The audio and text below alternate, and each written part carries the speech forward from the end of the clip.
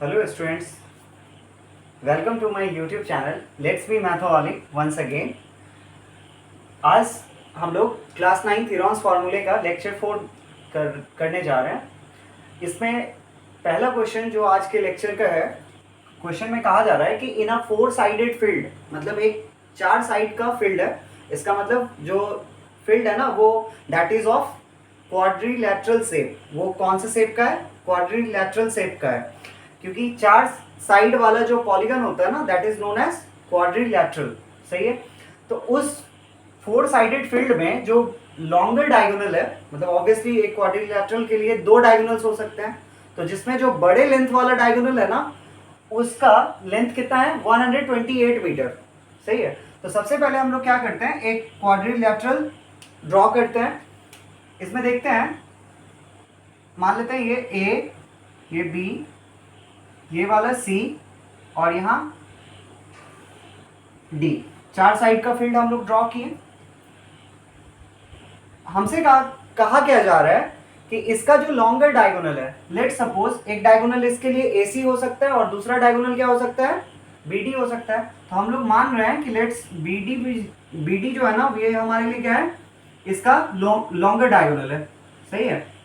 हम BD को क्या मान रहे हैं? Longer diagonal. BD का लेंथ कितना दे रखा है? 128 मीटर. ये BD का जो लेंथ है ना 128 मीटर गिवन है. सही है. हमसे क्या कहा गया कि इस लॉन्गर डायगोनल के ऊपर इसके ऑपोजिट वर्टिसेस से, ये BD है, BD के लिए ऑपोजिट वर्टिसेस कौन कौन हुए? तो एक C है और एक A है. ठीक है. इन दोनों ऑपोजिट वर्टिसेस से क्या करा गया है? एक परपेंडिकुलर ड्रॉ करा गया है. क्या करा गया है? एक परपेंडिकुलर ड्रॉ करा गया है. परपेंडिकुलर मतलब ये वाला जो लाइन है ना, लेट सपोज ये लाइन का नाम M है. हम इस परपेंडिकुलर का नाम क्या मान रहे हैं? AM. और C से जो ड्रॉ करा गया है परपेंडिकुलर C वर्टेक्स से, इसका नाम हम मान ले रहे हैं क्या? CN. सही है. तो ये दोनों परपेंडिकुलर किसके ऊपर फॉल कर रहे हैं? तो ये जो लॉन्गर डायगोनल था ना BD, उसी के ऊपर फॉल कर रहे हैं. और दोनों परपेंडिकुलर का लेंथ हमको गिवन है. एक का लेंथ है 22.7 और दूसरे वाले का लेंथ है 17.3 मीटर. ठीक है. हमसे क्या कहा गया कि फील्ड का एरिया निकालिए.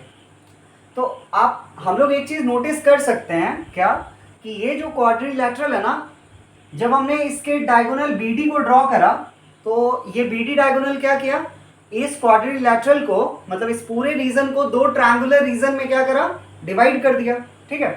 तो हमारे लिए जो फील्ड का एरिया होगा, area of field, 4 sided field, ये क्या होगा? Area of 4 sided field will be area of ये जो ऊपर वाला ट्रायंगुलर रीजन है जिसका नाम हम क्या लिख सकते हैं? Area of triangle ABD plus area of triangle कौन सा? BCD. सही है. इन दोनों ट्रायंगल के एरिया को हम क्या करेंगे?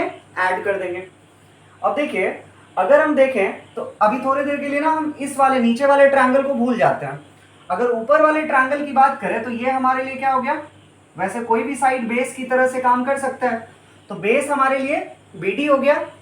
परपेंडिकुलर सिंस BD के ऊपर ही फॉल कर रहा है, इसलिए हम क्या बोल रहे हैं? BD को बेस मान रहे हैं, क्योंकि बेस ट्रायंगल का तीनों साइड में से कोई भी साइड बेस कंसिडर किया जा सकता है. बट एक्चुअली ये डिपेंड करता है कि हम किसको बेस कंसिडर करेंगे. इसके लिए हाइट जिस साइड के ऊपर फॉल करेगा ना, यानी परपेंडिकुलर जिस साइड के ऊपर फॉल करेगा वही क्या होगा? बेस होगा. तो सिंस BD के ऊपर परपेंडिकुलर फॉल कर रहा है, इसलिए हम BD को क्या मान रहे हैं? बेस कंसिडर कर रहे हैं. और ये जो AM है ना, ये क्या हो गया? हाइट हो गया.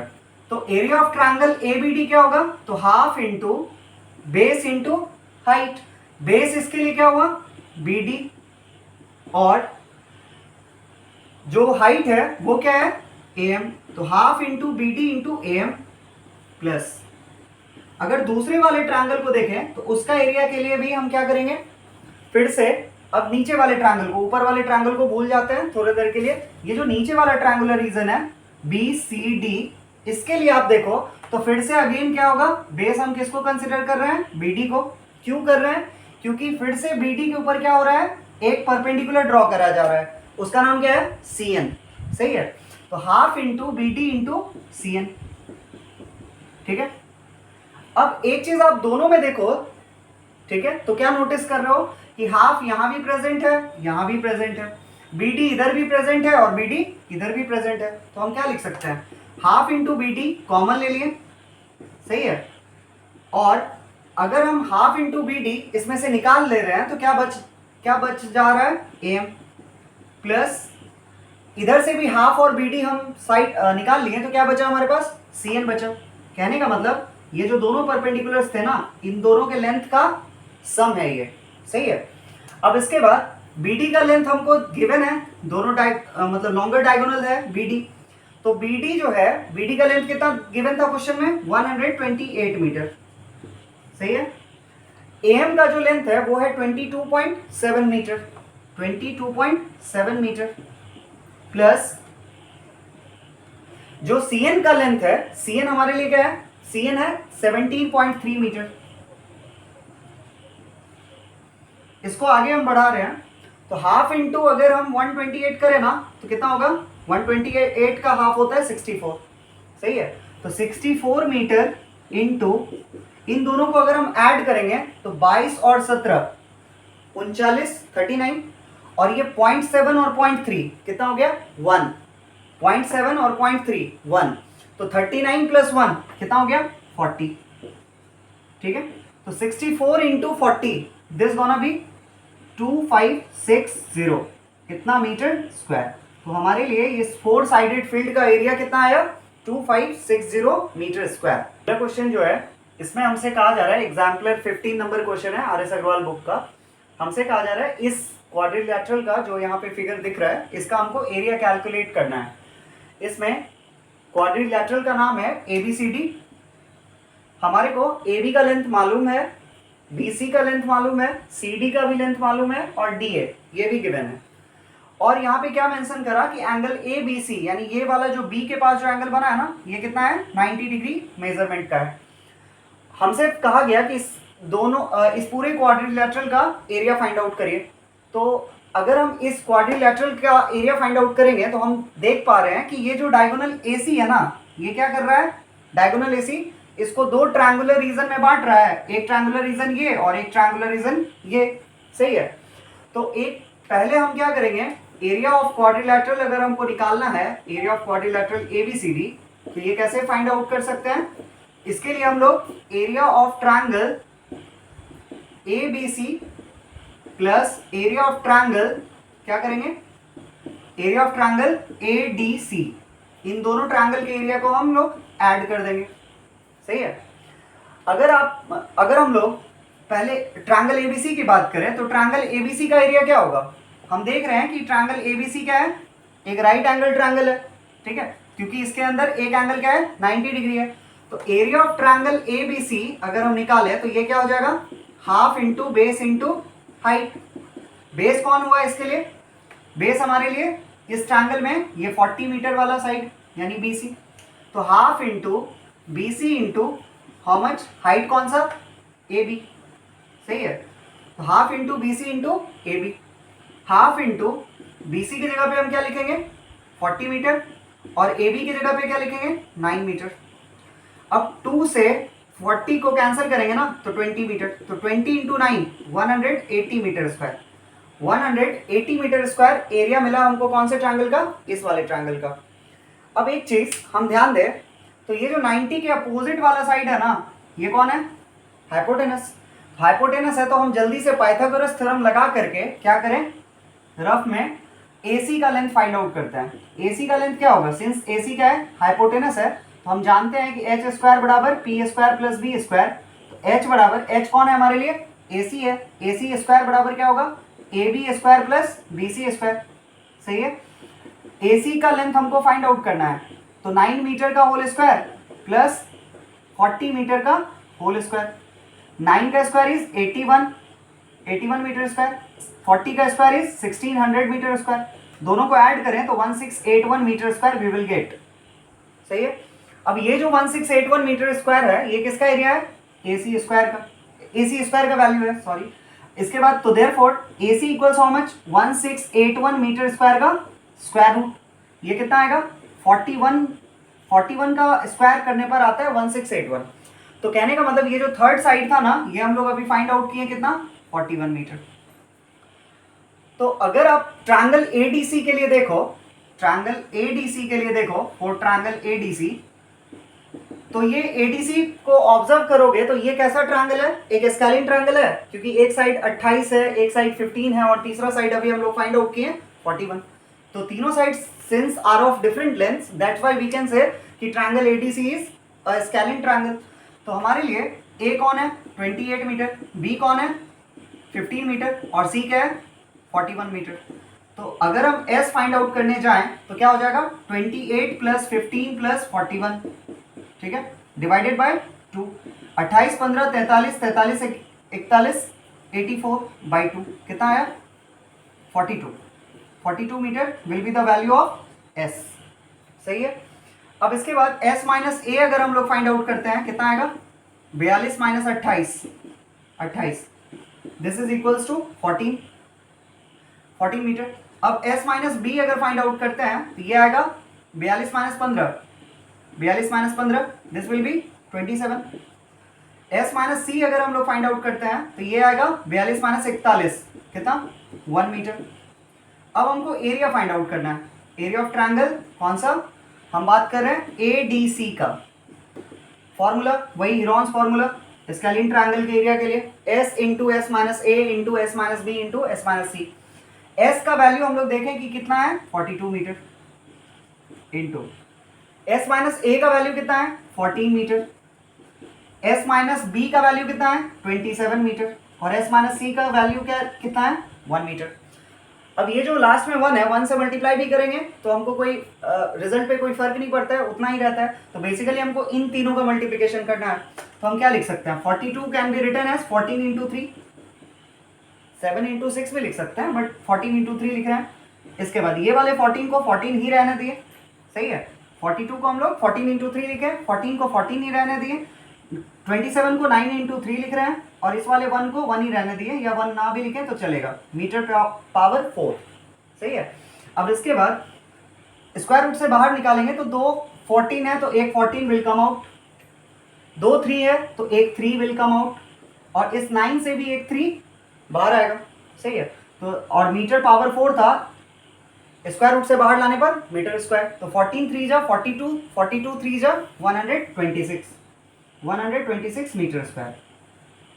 अब हमको क्या करना था, पूरा इस क्वाड्रिलैटरल का एरिया फाइंड आउट करना था। तो हम देखें कि ये वाला जो ट्रायंगल है इसका एरिया कितना फाइंड आउट किए 180 और ये वाला ऊपर वाला जो ट्रायंगल है इसका एरिया कितना फाइंड आउट किए 126। तो now we have to add these two areas, ठीक है, in order to find what the area of quadrilateral ABCD। तो एरिया ऑफ क्वाड्रिलैटरल ABCD ये कितना हो जाएगा,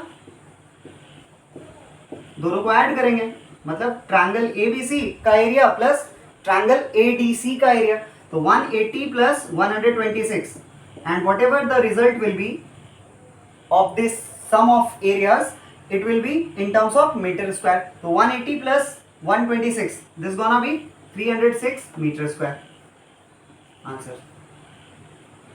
चलिए एग्जाम्पलर 16 RS अग्रवाल बुक का, इसमें कहा जा रहा है कि एक लैंड है, मतलब एक जमीन का टुकड़ा है जो कौन से शेप का है, एक रोम्बस को रिजेंबल कर रहा है, मतलब रोम्बस के जैसा है। और इस फील्ड का जो पेरीमीटर है ना वो कितना है 400 मीटर है। इस फील्ड का पेरीमीटर मतलब that is of rhombus shape, तो इस रोम्बस शेप्ड फील्ड का पेरीमीटर है 400 मीटर और इसका एक डायगोनल भी गिवन है। कितना है डायगोनल का लेंथ 160 मीटर। हमसे कहा गया कि इसका एरिया फाइंड आउट करिए, सही है। तो सबसे पहले हम ये एक रोम्बस शेप्ड फील्ड है, let ABCD this be the rhombus shaped field, सही है। हम इसको मान ले रहे हैं क्या रोम्बस शेप्ड फील्ड।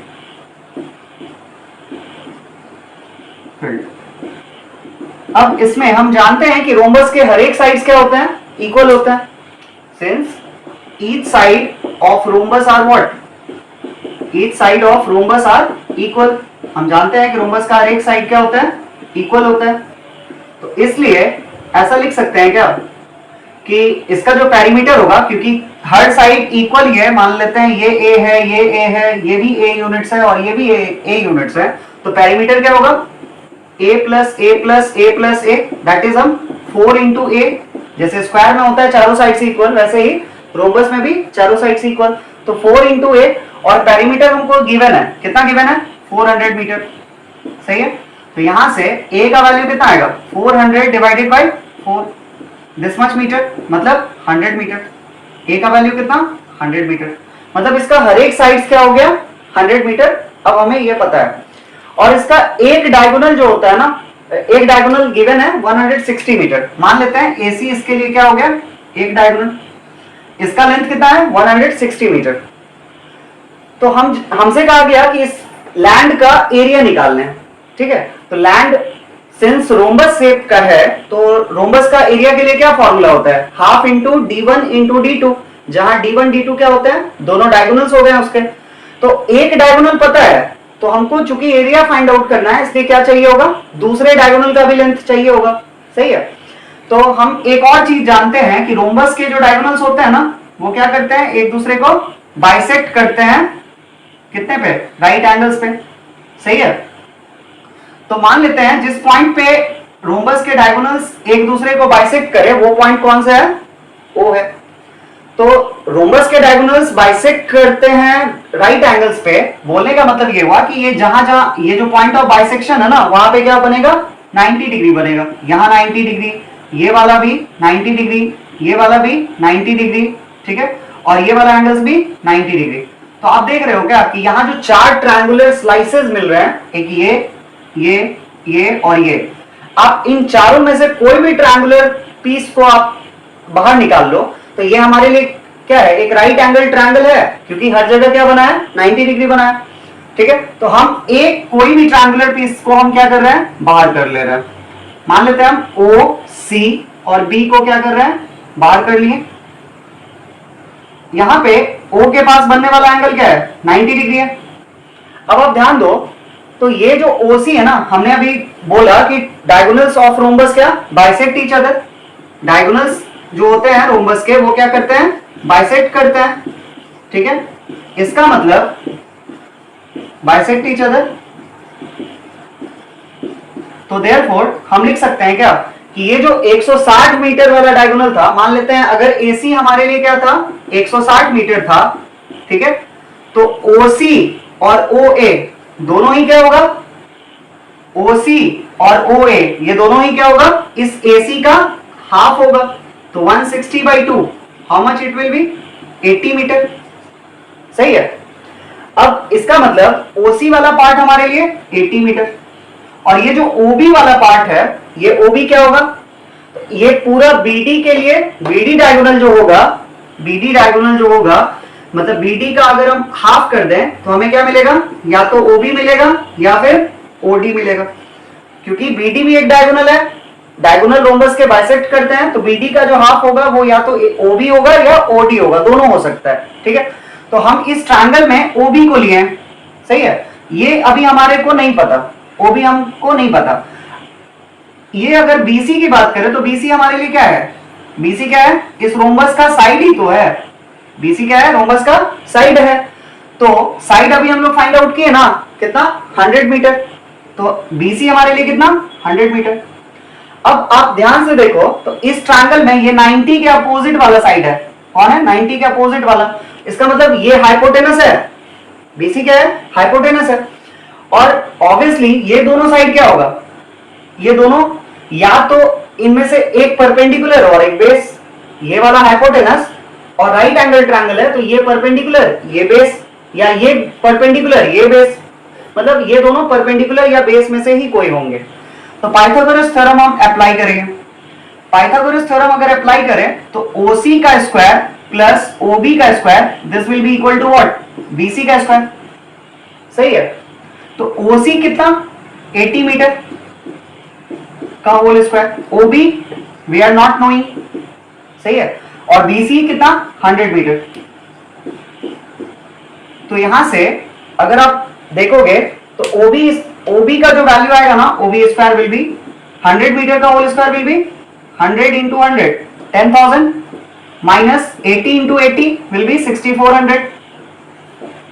सब्ट्रैक्ट करेंगे ना तो we will get 3600 metre square. OB square equals 3600 metre square, तो OB will be 3600 metre square का स्क्वायर रूट। ये कितना आएगा 60 मीटर। कितना आएगा 60 मीटर। ये किसका वैल्यू फाइंड आउट किया हम लोग, OB का, मतलब ये हमें मिल गया कितना 60 मीटर। अब ये क्या था, OB क्या था, इस BD का हाफ था ना। अभी हम लोग देखें कि BD का आधा क्या था, OB था, तो BD का हाफ इक्वल्स OB, यानी और OB कितना आया 60 metre.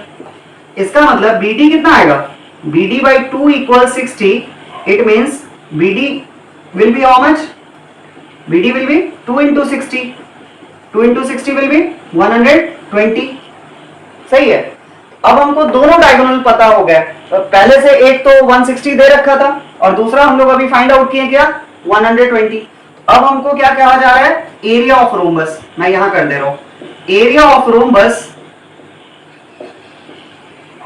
Shaped field, rhombus shape का फील्ड है, इसका एरिया कितना होगा half into D1 into D2।